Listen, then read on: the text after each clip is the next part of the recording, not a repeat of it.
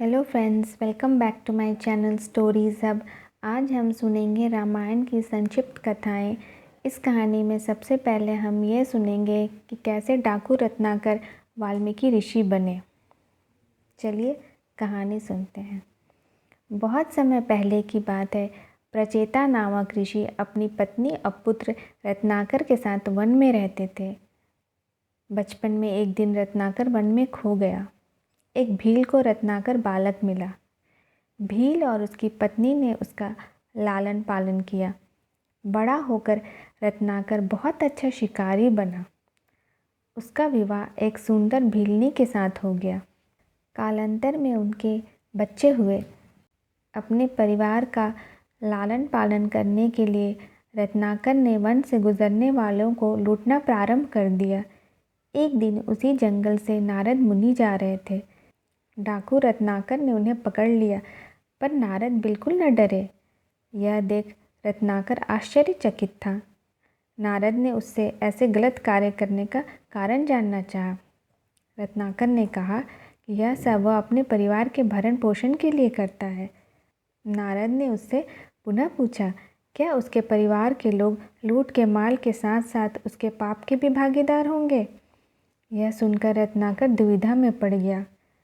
नारद ने उससे घर जाकर यह पूछने के लिए कहा। घर जाने के पश्चात रत्नाकर ने अपनी पत्नी और बच्चों से जानना चाहा कि जैसे वे लूट के माल के हिस्सेदार होते हैं, उसी प्रकार क्या उसके पाप के भी भागीदार होंगे? पर परिवार का कोई भी सदस्य पाप का भागीदार बनने को तैयार नहीं था।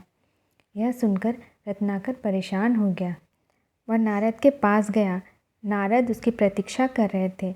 नारद ने उसे अपने वापस आने तक मरा मरा मरा जपने की सलाह दी।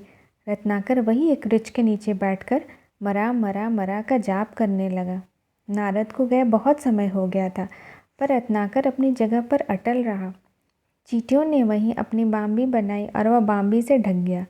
वापस आने पर नारद ने धीरे से बांबी हटाई और रत्नाकर को उसकी भक्ति और ध्यान मग्नता के लिए आशीर्वाद देकर उसका नाम वाल्मीकि रख दिया। पुराने मार्ग पर चलना छोड़कर वाल्मीकि ने नया रास्ता अपनाया।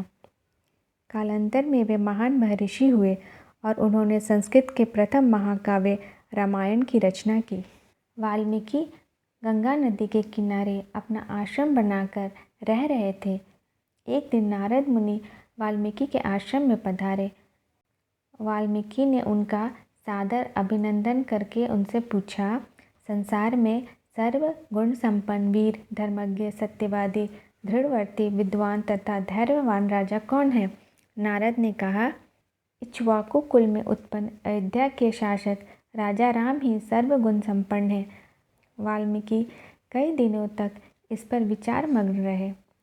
कुछ दिनों के बाद उन्होंने क्रौच पक्षी के जोड़े को प्रेम मगन होकर क्रीड़ा करते देखा।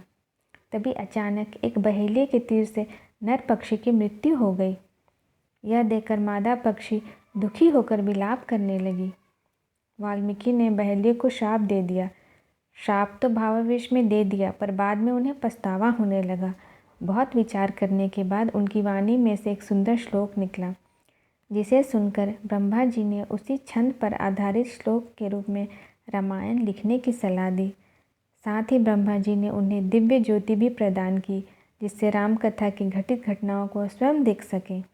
इस प्रकार वाल्मीकि ने रामायण की रचना प्रारंभ की। If you like this story, please like, share and subscribe my channel. Thank you.